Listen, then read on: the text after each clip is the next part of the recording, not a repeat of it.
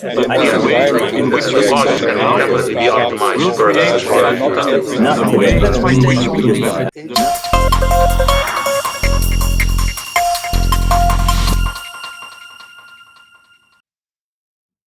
Hello and welcome to a new episode in Hydrogen Energy News interview series. I'm excited to have Matthias Book, the director for Europe at Agora Energiewende, with me today. Matthias is an expert in energy policy strategies that span the entire European continent, from bustling Brussels to diverse Western Balkans. With a background that includes pivotal roles at the European Commission, Matthias combines a wealth of knowledge with a down to earth approach. Sit back and enjoy as we explore the big picture and the finer details of energy policy with one of its foremost experts. Matthias, welcome. Thank you for having me. It's a pleasure. For the beginning, tell me, who is Matthias Book? Yeah, so as you said, I'm leading the European work at Agora Energiewende. We are a think tank with currently around 170 staff in 4 different offices. The main office, Berlin. We also have an office in Bangkok and another office in Beijing, in addition to Brussels office. We are almost fully financed by philanthropic foundations.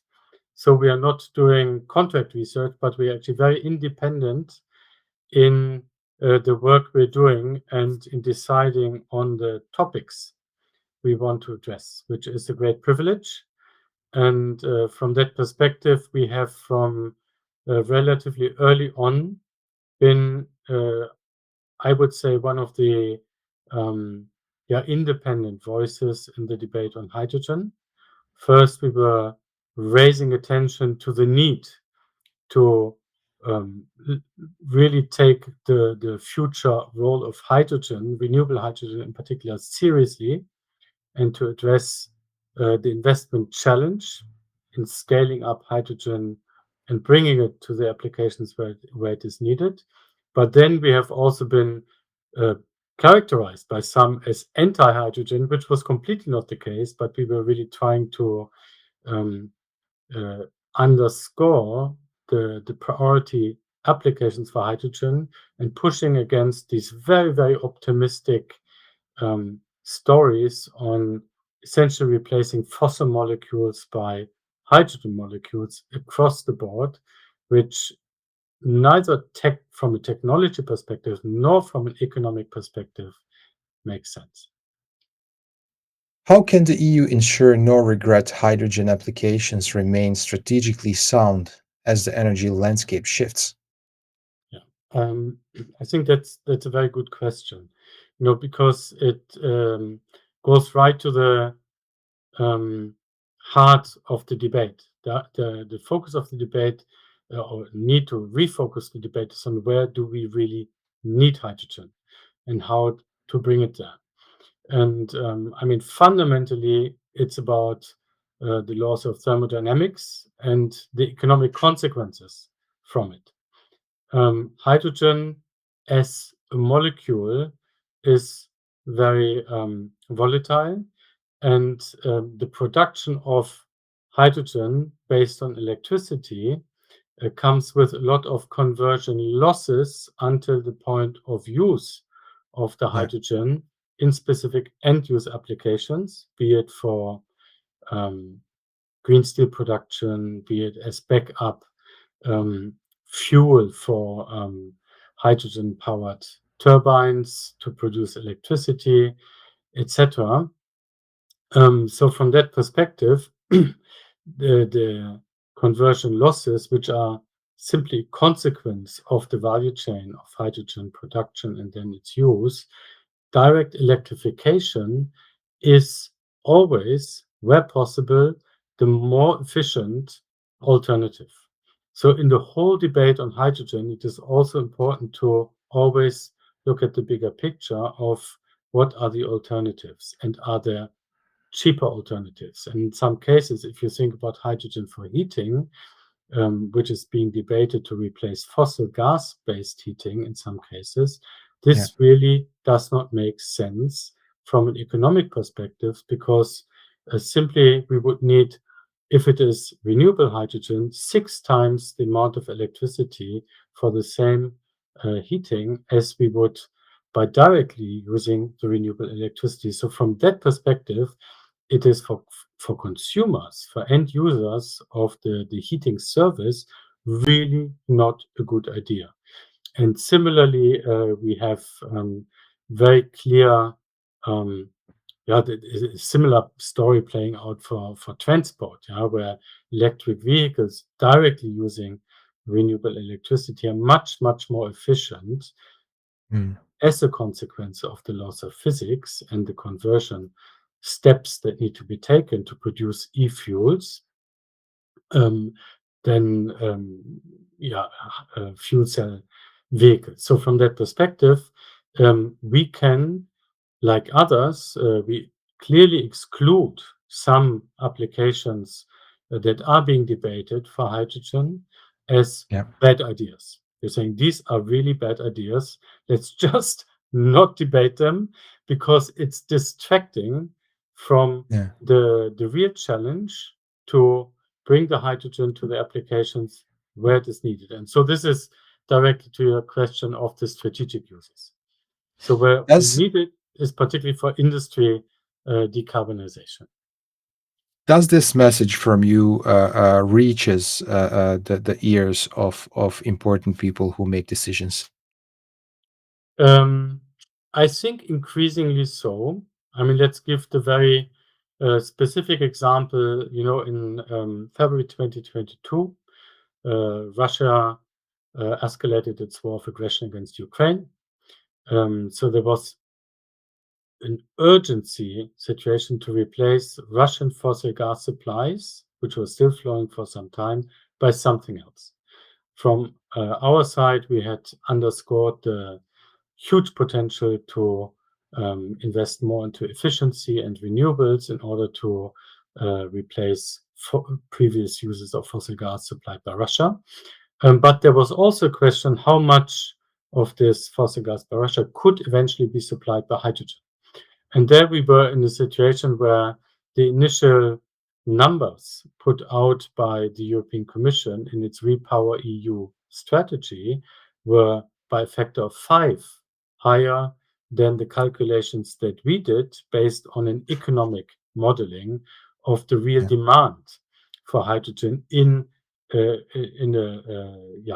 carbon neutrality pathway in Europe. And the good news is that in the European debate, we have really moved away from these very inflated numbers in Repower EU. And if you look into the more recent modeling efforts, what we call impact assessments by the European Commission on the 2040 target pathway, there they've pretty much aligned with the numbers that we have come up with much earlier.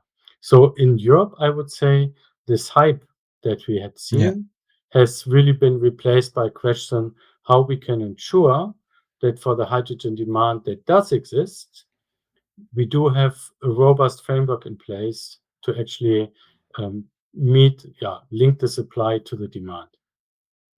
There's still, in this context, there's still a part of this hype in context of using hydrogen as a fuel. What's your take on that? As I was saying, I think we are rapidly seeing coming back to reality. I mean, we have been moving up, perhaps even at the moment, if you read, we have from the market information that many of the projects that were signaled as potential investments into renewable hydrogen production or potential offtake agreements, that those agreements are actually not being signed and finalized. So there is, at the moment, the pendulum swings to the other side, that there is potentially even a backlash that leaves us with a situation of insecurity and uncertainty in the market, whether and leave some question marks whether we will actually see the minimum amount of hydrogen investments that we actually do need for the transition to climate neutrality going forward.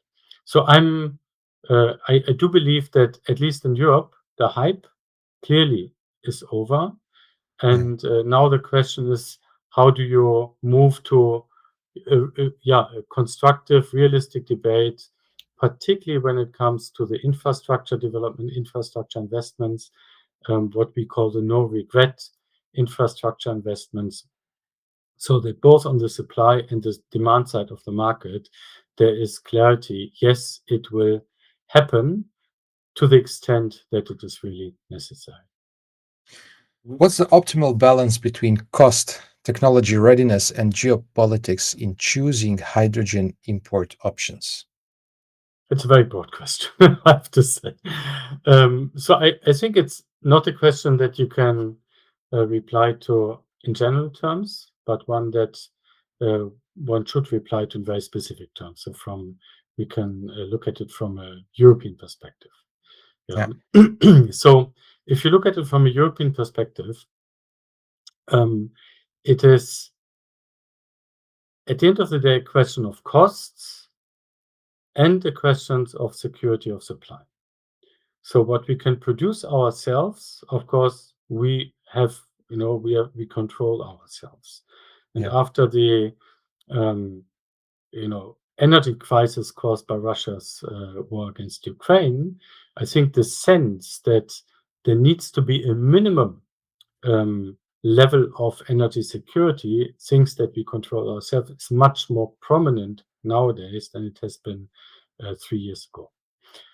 So from that perspective, governments and to some extent perhaps also consumers may be willing to pay, I would call it an insurance premium, on some of the energy costs they're having, if it is clearly explained why it's necessary. Now, this being said, if you look at the just focusing on renewable hydrogen for a moment, if you look at the costs of producing renewable hydrogen, there are places outside of Europe which have just much better conditions than Europe for producing low-cost renewable hydrogen. The question then is, how do you bring it to Europe?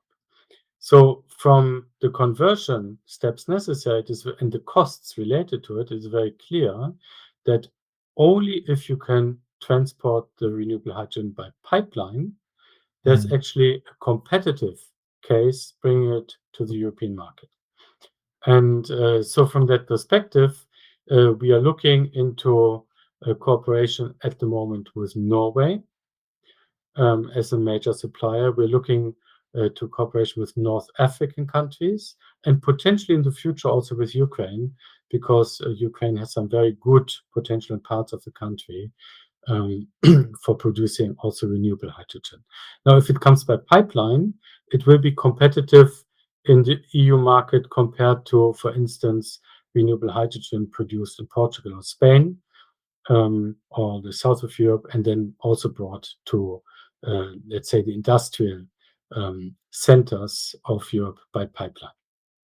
Otherwise, it will simply not be cost competitive. Looking to amplify your brand in the hydrogen energy sector? Welcome to H2 Energy News, your go-to platform for impactful industry insights. Every month, we connect with over 80,000 visitors and generate more than 251,000 page views. Our reach is unmatched with over 1.2 million web impressions and a loyal social media following of 9,000 plus. Our newsletter reaches 77,000 plus subscribers, decision makers, industry leaders, and innovators. Want to target specific markets? Our geo-targeting capabilities cover Europe, the United States, and the MENA region. We reach key stakeholders, 27% senior executives, 32% directors, and 20% owners and partners. H2.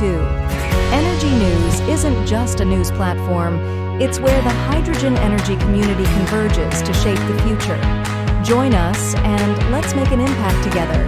Visit energynews.biz and take your brand to the next level. How can policymakers create a fair and competitive market for both domestic hydrogen production and imports? Yeah, I think the question is phrased well in the sense that how can policymakers create? Because there is at the moment no market as such for hydrogen, renewable hydrogen, unless governments create a framework both for the supply and for the demand side. Now, what has happened in Europe is that we have set for some parts of industry essentially a quota for the progressive uptake of renewable hydrogen going forward, on the expectation that this will then also give some more certainty on the investor side. Now, at the same time, there's a lot of EU level planning of what is called a hydrogen backbone for the infrastructure of transporting hydrogen from the supply, the generation places to the demand centers in Europe. And this infrastructure, to the largest extent, is yet to be built, but we do have dedicated EU support instruments to actually support this infrastructure development. There are important questions on could some existing fossil gas transport infrastructure be repurposed for transporting hydrogen in the future. Several technical questions open on this. I'm not a technology geek, so this is not really my kind of field of expertise, but there are several technical questions still open, also on the costs of this.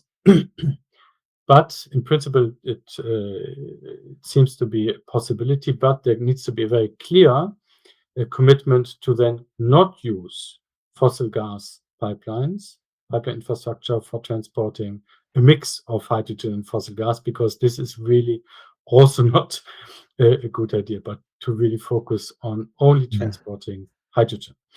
And this, of course, requires good planning ahead, and both on the supply and the demand side.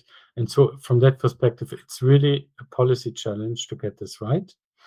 And given the vested interests that we have in the system, as it is at the moment, there is some risk that we may be inflating our idea of the infrastructure that is needed, which of course would be costly for all of us as consumers.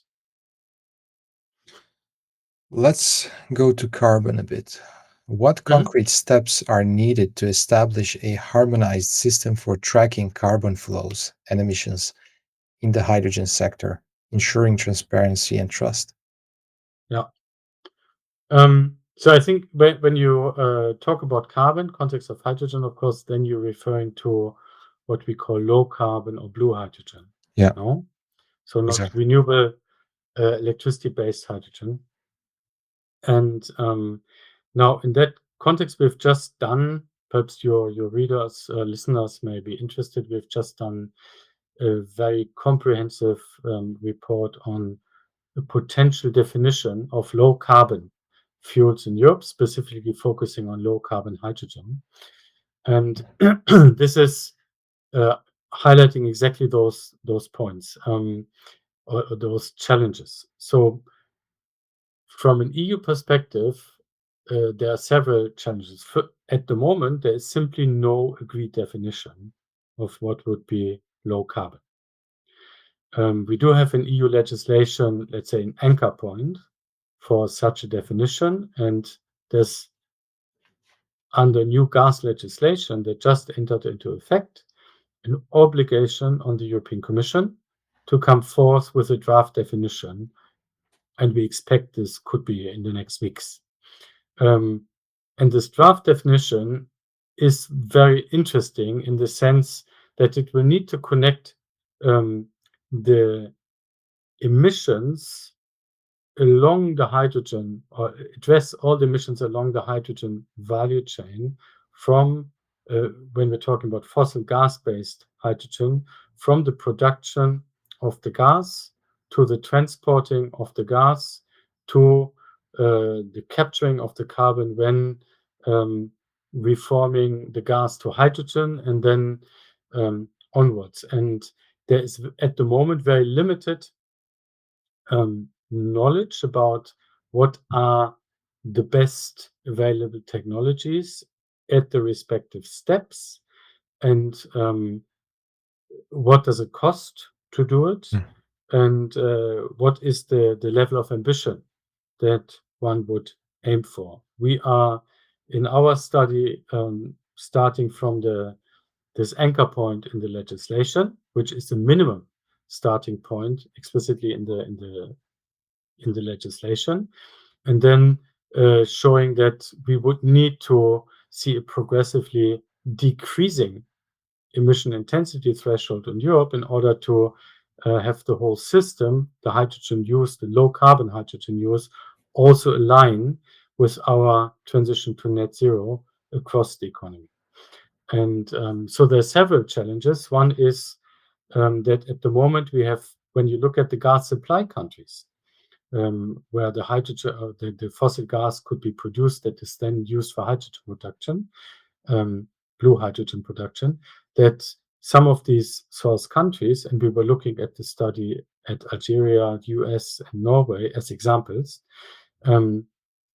that several of these source countries would today not be able to supply fossil gas with emission reduction measures in place at the time of production, that we could actually use, even theoretically, this gas to then produce blue hydrogen in Europe.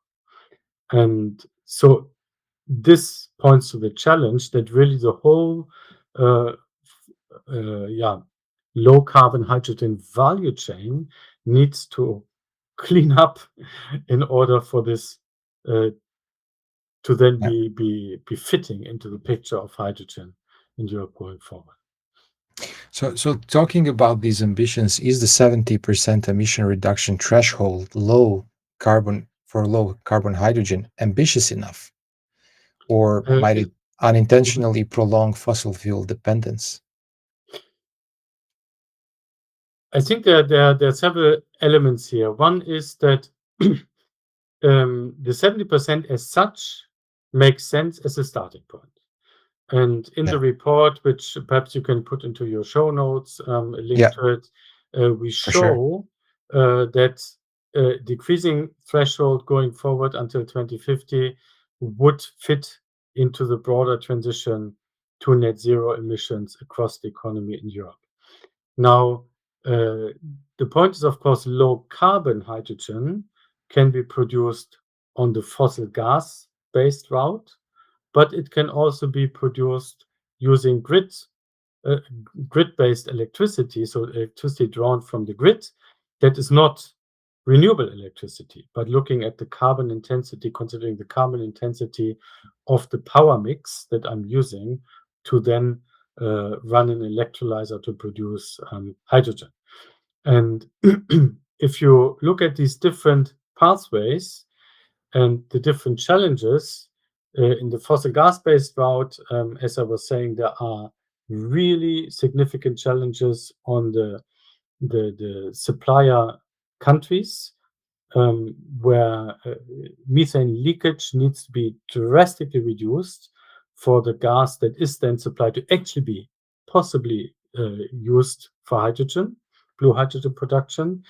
And then we also have several question marks on the carbon capture technologies that would capture the carbon component of the methane to then keep the hydrogen, where efficiency levels of the capturing in the market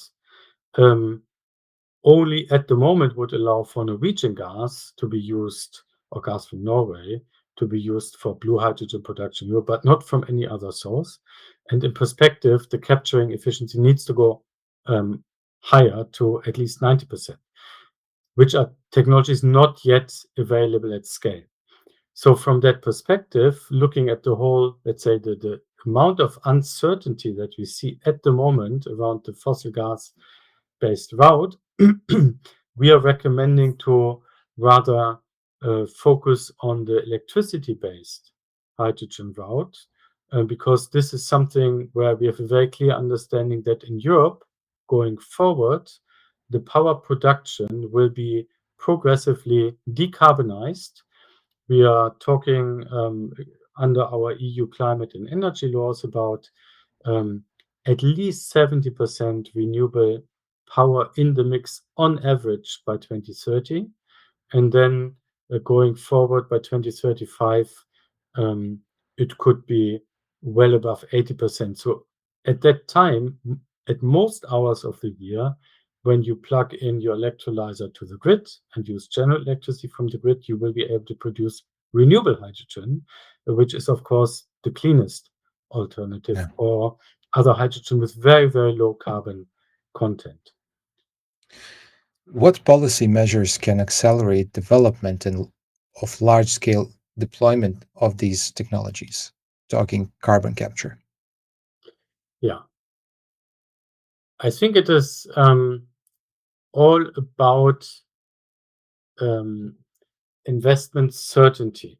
And of course, when we are just talking about CCS, so carbon capture and storage technologies, I think Europe has gone an important step in the last year. We have, under the so-called Net Zero Industry Act, an EU target of minimum carbon injection capacity in storage, 50 million tons per year, which is important to have to set as a target. So there will be work done to develop carbon storage capacity. And there's a clear policy target for this, which is important because then it gives some assurance that if you capture carbon, you actually can store it somewhere. Still, it raises the question of infrastructure for transporting captured carbon to storage sites. That's something that's also being analyzed at the moment. But the whole question, Anne, is about around the CCS technologies. I think it is not. It is part of the hydrogen debate, but it is probably even more importantly part of the industry decarbonization debate, because particularly for the cement industry, Exactly. we know that they just need, according to current technologies, carbon capture in order to produce building materials, concrete, etc. So from that perspective, it is also an important point for the low carbon hydrogen debate. But if you think about what is driving the CCS technology and the CCS investments, I don't have hard numbers there, but I think it will rather be from these kind of more larger volume applications. Yeah. This is a very interesting one. What measures can minimize hydrogen leakage across the value chain, and should stricter standards be implemented? Yeah. This is perhaps important as well. I don't know if your listeners are aware of this. I mean, we are talking a lot about methane leakage, which is really important. And if you look at the last projections of temperature changes, it is very clear that drastically reducing methane emissions really is probably at the moment the lowest hanging fruit in the short term to keep temperature levels or to keep it as low as possible going forward. Also because of the more short-term warming potential of methane compared to CO2. This being said, in the scientific debate, there's also clarity that also hydrogen leakage can contribute to warming, but there are some, and this is more an indirect contribution, and there is still ongoing scientific debate exactly on how much this is the case. And so from that perspective, in the EU legislation, there is an obligation to at least work on monitoring of hydrogen leakage, and then going forward to establish maximum hydrogen leakage rates. And yeah, so it's kind of more forward-looking, an obligation in European legislation. We would rather see this as robust, at least monitoring obligation from the start of the new system of low carbon fuels in Europe. Yeah. What are the key challenges in stimulating demand across various sectors? I think it's a mix of so at the moment the costs for hydrogen compared to other fuels are simply higher. Yeah. Plus, the hydrogen needs to become renewable or no carbon hydrogen, so blue hydrogen going forward. So then it's a question of as some, let's take a steel production facility, will I be able to procure on the market the amount of renewable hydrogen or low carbon hydrogen that I need at a price that I can afford? And so governments are at the moment supporting industry that wants to enter into hydrogen offtake agreements with some, let's say, premium payments. So which would be adding, compensating for some of the extra costs for the hydrogen as a fuel. So to then enable the investment into hydrogen-based steel production technologies. At the same time, if governments are doing this is of course an important signal to the supply side of the market that there could be investments into volumes of renewable hydrogen production, because there is clarity on the offtake, particularly if it is if these offtake agreements are coming with a relatively long time duration. So I think this is why government action, going back to one of the previous questions of framing the market, is really very important at the moment on both sides of the market. A stable hydrogen market is essential. What policy measures can facilitate market development and attract investment?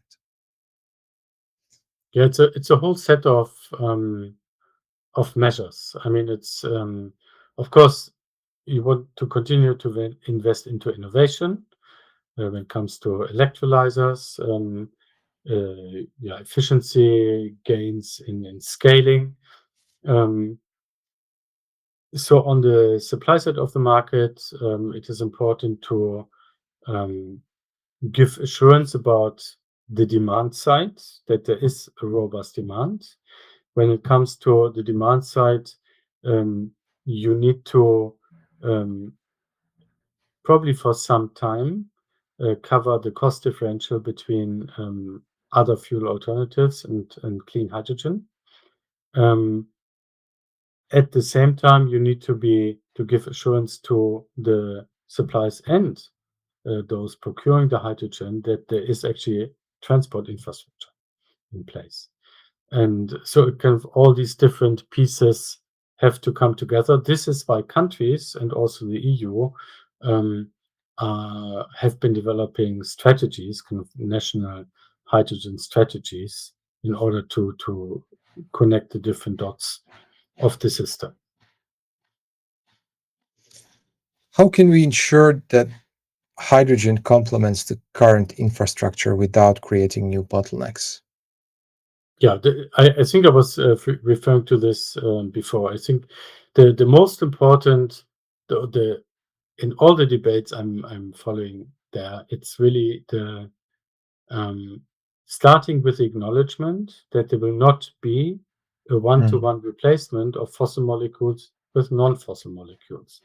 But depending on scenario, you're talking about, say, 10 to 15% of the volumes that are transported today will be transported in the future.